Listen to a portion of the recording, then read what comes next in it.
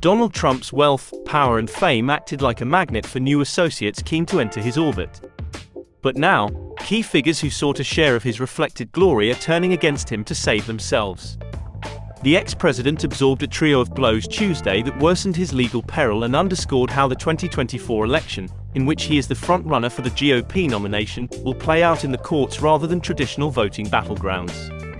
In the most significant development, Trump's former chief of staff, Mark Meadows, had met federal prosecutors multiple times and had categorically undermined the ex-president's narrative about a stolen election. Meadows was the gatekeeper to the Oval Office in the critical days when Trump was allegedly plotting to steal the 2020 election after voters rejected his bid for a second term. In another damaging twist, former Trump lawyer Jenna Ellis, who blanketed television networks after President Joe Biden's victory to falsely claim he was elected because of fraud, reached a plea deal with Georgia prosecutors. Ellis on Tuesday tearfully confessed to the felony of aiding and abetting false statements that she and other lawyers told Peach State lawmakers. She was the third former Trump acolyte to agree to testify against the ex-president and others this week.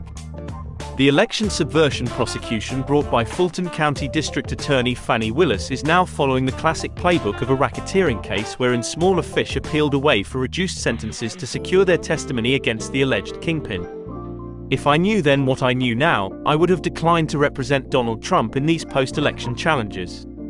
I look back on this experience with deep remorse, Ellis said. Ellis was a comparatively junior figure in Trump's schemes to overthrow the election, although there is reason to believe she was in critical meetings of interest to prosecutors.